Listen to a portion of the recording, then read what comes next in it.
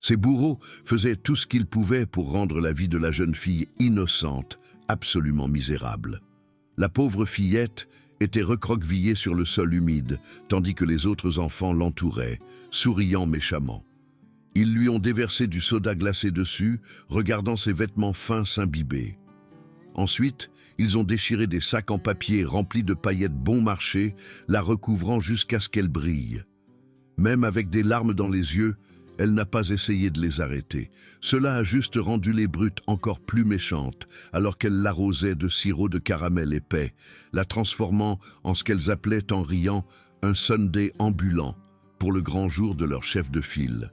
La jeune fille s'appelait Bérénice. Elle avait une sœur nommée Claire, et même si elles se ressemblaient comme deux gouttes d'eau, elles étaient très différentes. Depuis le décès de leur mère, les filles avaient été envoyées dans des foyers différents. Claire a eu de la chance et une gentille famille de la grande ville de Chênevaux l'a adoptée, tandis que Bérénice a eu une vie difficile au foyer des Saules. Elle a dû grandir vite, aidant à prendre soin des plus jeunes, alors qu'elle était à peine assez âgée elle-même. En raison de sa vie difficile, Bérénice était timide et discrète, ce qui en faisait une cible facile pour les brutes à l'école. Sa sœur Claire, en revanche, a eu une bonne enfance, mais est devenue méchante et ne pensait qu'à elle. Sa mère adoptive lui donnait toujours tout ce qu'elle voulait, alors Claire ne se souciait pas des sentiments des autres. Ce jour-là, Claire était en excursion au musée des Beaux-Arts, écoutant sa musique préférée sur son téléphone tout en regardant des vidéos de son chat en ligne. Quand son chat a fait quelque chose de drôle, Claire a gloussé bruyamment, faisant que les autres enfants la regardent étrangement. Au même moment, Bérénice subissait le harcèlement habituel. C'était l'anniversaire de la fille la plus méchante, alors les autres ont décidé de transformer Bérénice en un dessert ambulant. Ils ont écrasé des sodas sur elle, l'ont couverte de paillettes et ont versé du caramel partout. La chef des brutes, Adeline, a regardé le visage triste de Bérénice en silence pendant un moment, comme si elle pouvait se sentir mal. Mais ensuite, elle a commencé à rire bruyamment et a fait un signe de pouce levé pour remercier ses amis. Cela ne s'est pas arrêté là. Bérénice a dû se changer dans ses vieux vêtements, collants de caramel, et aller en classe où personne ne la plaignait. Au lieu de cela, il faisait des grimaces comme si l'odeur les dérangeait. Sa camarade de classe a même dit à Bérénice de rester à l'écart, comme si sa mauvaise chance pouvait se propager. Pire encore, après la classe, sa professeure, Madame Dubois, l'a prise à part pour une conversation. Elle a dit à Bérénice que ses vêtements étaient en désordre et qu'elle sentait mauvais. Toute la journée à l'école, Bérénice a entendu des mots méchants et des rires. Le lendemain, Bérénice s'est sentie malade et est restée à la maison.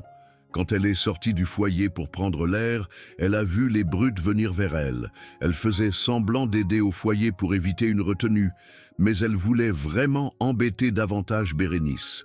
Bérénice se sentait faible, mais elle est restée silencieuse pour ne pas causer de problème à mademoiselle Marguerite, qui dirigeait le foyer. C'était plus difficile parce que le père d'Adeline, monsieur le maire, donnait beaucoup d'argent au foyer. Alors Bérénice devait supporter tout ce qu'elle faisait. Adeline se vantait souvent du bon cœur de son père et de la façon dont il cherchait toujours des moyens d'aider. Entendant cela et voulant améliorer les choses au foyer, Bérénice a demandé à Adeline de la rencontrer ce soir-là. Elle a demandé à Adeline de parler à son père de donner plus d'argent. Mais Bérénice était trop confiante. Adeline a dit qu'elle utiliserait le téléphone de Bérénice pour demander à son père de l'argent. Au lieu de cela, elle a envoyé des messages méchants à toutes les brutes, les faisant détester encore plus Bérénice. Quand elles ont toutes les deux découvert ce qu'Adeline avait fait, elles se sont battues. Pendant la bagarre, Adeline est tombée sur de vieux outils rouillés. Bérénice, même après tout ce qu'Adeline avait fait, a couvert Adeline de son corps, pensant que cela pourrait changer le cœur d'Adeline. Au lieu de cela, Adeline a utilisé le pouvoir de ses parents pour faire renvoyer Bérénice de l'école, sachant que Bérénice ne pouvait pas lutter contre leur argent et leurs relations. Sachant qu'elle ne pouvait pas gagner contre la famille Lemaire, Bérénice a supplié Madame Dubois de la laisser venir en classe une fois de plus avant de devoir partir. Mais quand elle est venue en classe lors de son dernier jour, les brutes l'attendaient avec quelque chose d'encore pire prévu. Elles avaient écrit des choses méchantes partout sur son bureau et l'avaient entourée, prévoyant de déchirer ses vêtements et de prendre des photos. Mais Bérénice a trouvé la force de les repousser et de courir. Elle a couru à travers la cour de l'école, ressentant tellement de pression qu'elle ne pouvait pas penser clairement. Au même moment, Claire sortait de la voiture de luxe de sa famille quand elle a reçu un message étrange de quelqu'un qu'elle ne connaissait pas.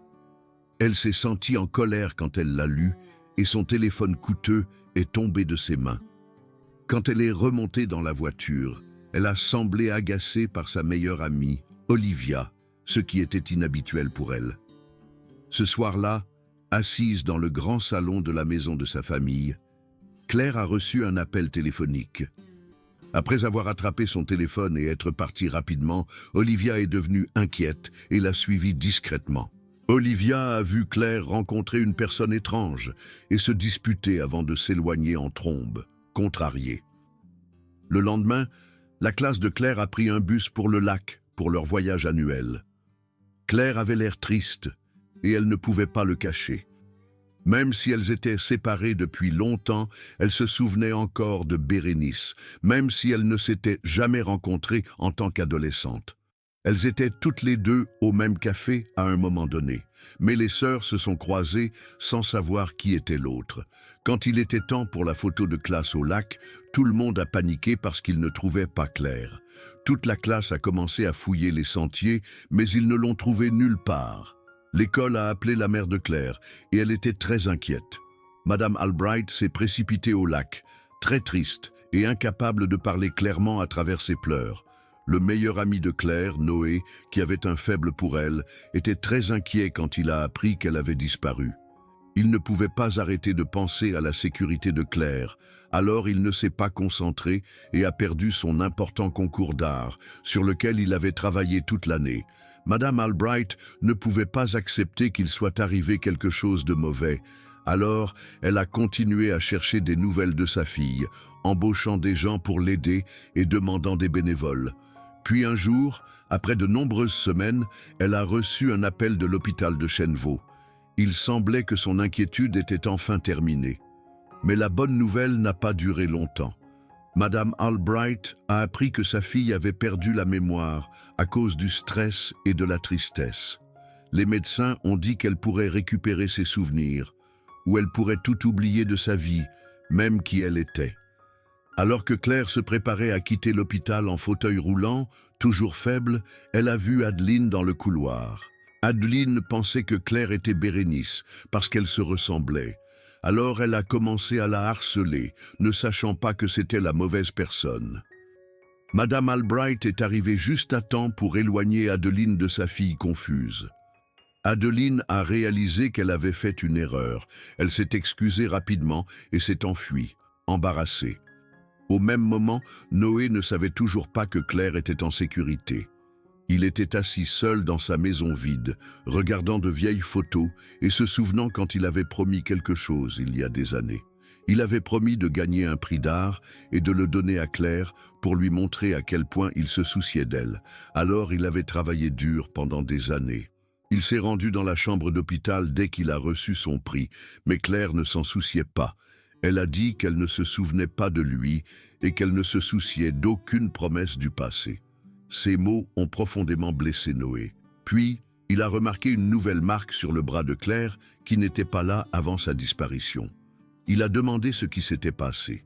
Claire a reculé et lui a dit qu'il ne pouvait pas l'aider. Noé ne pouvait pas comprendre pourquoi Claire avait tellement changé. Après avoir appris que Claire était en sécurité, Noé s'est précipité à l'hôpital. Mais Claire, ayant tout oublié, ne le connaissait pas du tout quand ils étaient dans le même ascenseur. C'était comme s'ils étaient des étrangers. Noé s'est souvenu des mots que Claire avait prononcés avant de disparaître. Il avait pensé qu'elle se moquait de lui. Alors, il l'avait serrée dans ses bras. Mais après avoir appris qu'elle avait perdu la mémoire, Noé était très triste de découvrir qu'elle avait oublié toute leur relation. Quand Claire a demandé s'ils avaient été amis, Noé et Olivia ont couru hors de la chambre d'hôpital, incapables de voir sa confusion. Madame Albright voulait que sa fille retrouve ses souvenirs dès que possible. Alors elle a ramené Claire à la maison. Elles ont passé des heures à regarder de vieilles photos, essayant de lui faire se souvenir. Claire se demandait pourquoi il n'y avait pas de photos d'elle quand elle était petite dans les albums. Sa mère a dit que Claire avait été retrouvée seule dans un parc quand elle avait 5 ans, sans aucun souvenir de sa vie avant cela. Avant que Claire puisse y penser, sa mère a dit qu'elle devait retourner à l'école pour revenir à la normale. À l'école, Claire a rencontré une gentille fille de l'hôpital qui se remettait également d'un accident. Tout le monde a été surpris de voir à quel point Claire avait changé. Elle avait l'habitude d'être dure et rebelle, mais maintenant elle était calme et effrayée. Elle avait l'habitude de ne jamais dire bonjour à personne, mais maintenant elle était complètement différente. Voyant qu'elle avait perdu la mémoire, certains des enfants ont essayé de l'aider en l'emmenant à une fête foraine. Mais comme ils n'avaient pas assez d'argent pour acheter les billets, tout le groupe a fini par se faire escorter hors du parc. Trop effrayés pour appeler leurs parents, ils ont dû appeler leur professeur, Monsieur le maire, pour les aider. Mais le professeur n'avait pas assez d'argent pour payer les billets coûteux, et il a été choqué quand il a vu le coût total. Il a demandé s'il pouvait payer une partie maintenant et le reste plus tard. En attendant le bus, Claire était heureuse de découvrir que quelqu'un allait dans la même direction qu'elle. Mais ils n'étaient pas aussi amicaux qu'elle le pensait. Avant qu'elle ne perde la mémoire, leur relation avait été difficile. Le lendemain matin, Claire s'est réveillée tôt toute seule. Se sentant énergique, elle a décidé de faire du vélo dans le quartier. Elle a vu Noé à la grille, qui allait aussi faire une séance d'entraînement matinale. Ils ont donc fini par faire de l'exercice ensemble, créant une routine maladroite mais agréable. Quand elle est arrivée à l'école, Claire a essayé d'ouvrir son casier, mais après de nombreuses tentatives, elle ne se souvenait toujours pas de la combinaison et a abandonné. Puis Claire s'est rendue compte que son amie, qui était allée à la fête foraine avec elle, n'était pas à l'école depuis des jours. Avant qu'elle ne puisse s'asseoir, cette amie est entrée dans la salle de classe avec Monsieur le maire. Le professeur a demandé à Claire d'ouvrir son casier afin qu'il puisse trouver des objets manquants. Quand elle a dit qu'elle ne se souvenait pas de la combinaison à cause de son amnésie, le professeur a dit au délégué de classe d'aller chercher un marteau dans le placard. Mais l'ami de Claire, un garçon nommé Jason, a attrapé une chaise et a fracassé le casier. Quand la porte s'est ouverte, il n'y avait qu'une boîte à l'intérieur avec ce qui ressemblait à un bracelet en diamant. Une fille nommée Sophie a dit que le bracelet lui appartenait et avait été volé à sa maison. Tout le monde a regardé Claire, mais elle ne se souvenait de rien à ce sujet. Monsieur le maire a dit à Claire de venir dans la salle des professeurs pour parler du vol. Mais Noé lui a pris la main et l'a tirée dehors avant qu'elle ne puisse être interrogée. Claire a demandé pourquoi elle devait s'enfuir alors qu'elle voulait éclaircir les choses. Comme Claire ne pouvait se souvenir de rien pour se défendre, Noé ne voulait pas qu'on parle mal d'elle. À ce moment-là, Sophie racontait son histoire à Monsieur le maire dans la salle des professeurs. Elle a dit que Claire l'avait forcée à lui donner de l'argent, la menaçant de la blesser si elle ne le faisait pas. Comme Sophie a dit qu'elle n'avait plus d'argent, elle avait pris son bracelet pour l'utiliser comme paiement pour les demandes de Claire. Cependant, comme Claire avait perdu la mémoire, Monsieur le maire a estimé qu'il devait appeler leurs parents pour en parler, mais Sophie ne voulait pas impliquer leur famille. Pendant ce temps, Claire a regardé la mère de Sophie arriver à l'école, en colère et voulant des réponses. Claire a demandé à ses amis, Noé et Olivia, au sujet de sa relation avec Sophie, demandant si elle l'avait vraiment harcelée avant son accident. Olivia a dit non. Toujours incertaine d'elle-même, Claire voulait entendre Sophie. Mais chaque fois qu'elle appelait le téléphone de Sophie, cela allait à la messagerie vocale. Le lendemain matin, Claire et Noé se sont retrouvés pour leur routine d'exercice. Tout en se reposant sur un banc, Noé a remarqué que la marque sur le bras de Claire avait disparu sans laisser de traces. Mais quand il a dit cela, Claire n'en avait aucun souvenir. Quand elle est arrivée à l'école ce jour-là, elle a entendu des camarades de classe parler de son crime présumé. Elle se demandait quel genre de personne elle avait été avant de perdre la mémoire. Se sentant triste et confuse, Claire est allée sur le toit de l'école pour être seule. Là, Elle a vu Jason, qui l'évitait depuis l'incident du casier. Elle a appris que c'était lui qui avait cassé la porte de son casier il y a des mois. Elle lui avait crié dessus à ce moment-là, et c'était la seule fois où ils avaient parlé. Pendant ce temps, l'école enquêtait sur le vol du bracelet de Sophie. En regardant les dépenses et les médias sociaux des élèves, ils ont constaté que Sophie était toujours celle qui payait pour tout quand ils sortaient ensemble. Elle a même acheté des cadeaux pour les autres. Cependant, Claire était la seule qui n'a jamais rien pris à Sophie et n'a jamais invité Sophie à se joindre à leurs activités. À cause de cela, certains pensaient que Claire avait pris de l'argent à Sophie et faisait maintenant semblant d'avoir de l'amnésie pour éviter d'avoir des ennuis. Olivia, entendant ces rumeurs, a défendu son amie. Pour une raison quelconque, voir cela a déclenché un souvenir dans l'esprit de Claire, un souvenir de quelqu'un qui lui ressemblait se faisant harceler par des élèves cruels. Se pourrait-il que Claire soit en fait Bérénice, la fille du foyer? Quand elle est rentrée chez elle ce soir-là, Claire a essayé de cacher ce qui s'était passé, mais elle n'a pas pu le cacher à sa mère inquiète. Madame Albright a demandé pourquoi sa fille ne lui avait pas parlé de ses problèmes. Claire a dit que comme elle ne se souvenait pas de son passé, elle avait peur que si elle avait commis un vol, cela décevrait sa mère, qui lui avait montré tellement d'amour. Se sentant mieux après les paroles de sa mère, Claire a commencé à croire qu'elle n'avait pas harcelé ou volé Sophie. Le lendemain à l'école, Olivia a remarqué que quelqu'un avait mis des roses blanches sur le bureau de Claire, des fleurs qui signifient la tristesse et la perte. Après avoir regardé autour d'elle, Olivia a découvert que c'était Sophie qui avait fait cela. Alors Olivia et Noé ont pris Sophie à part pour lui parler de son comportement étrange. Olivia a demandé pourquoi elle avait mis ces fleurs sur le bureau de Claire et ce qu'elle avait fait au casier de Claire avant la perte de mémoire. Sophie a dit qu'elle n'avait rien fait. Les amis de Claire ont demandé si elle avait menti à propos de les avoir forcés à payer pour la fête foraine, quelque chose qu'ils n'avaient jamais fait. Mais Sophie a dit qu'ils l'avaient toujours traitée comme si elle était invisible, l'amenant seulement pour payer leurs factures sans être de vrais amis. Sophie a dit qu'elle avait voulu être amie avec eux, pas seulement une source d'argent. Elle a dit qu'elle n'avait pas voulu que l'école enquête, parce qu'elle avait peur qu'ils découvrent qu'elle n'avait pas de vrais amis, seulement des gens qui l'utilisaient pour de l'argent. Mais maintenant, elle avait changé d'avis. Sophie a dit aux amis de Claire de se préparer à la punition quand la vérité éclaterait. Ce soir-là, Claire a vu Sophie se faufiler autour de son casier après l'école. Elle a dit qu'elle pensait qu'elles avaient échangé leur casier avant le voyage au lac. Incapable de mentir plus longtemps, Sophie a finalement dit la vérité en pleurant. Elle a dit qu'elle était jalouse de tout ce que Claire avait, sa beauté, sa confiance, son leadership et ses amitiés. Sophie avait voulu que Claire ressente la même tristesse et la même solitude qu'elle avait ressentie pendant des années. Quand quelque chose de triste arrive, tout le monde a besoin d'un endroit sûr pour tout laisser sortir. Claire n'était pas différente.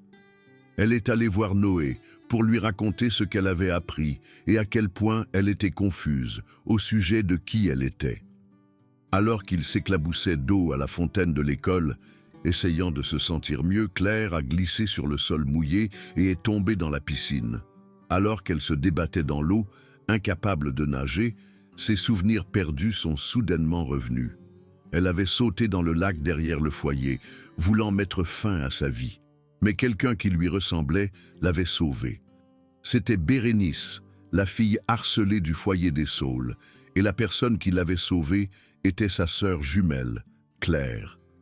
La vie que Claire vivait maintenant était la vie que la vraie Claire avait laissée derrière elle lorsqu'elle a disparu.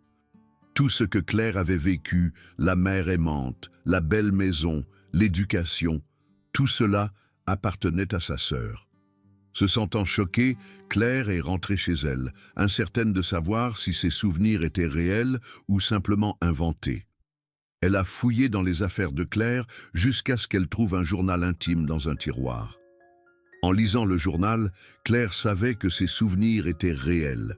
Elle était Bérénice, la fille qui avait grandi à l'orphelinat, pas Claire, la fille d'une famille riche. Mais en perdant la mémoire et en échangeant leur vie, Bérénice avait finalement connu le bonheur d'avoir une mère aimante.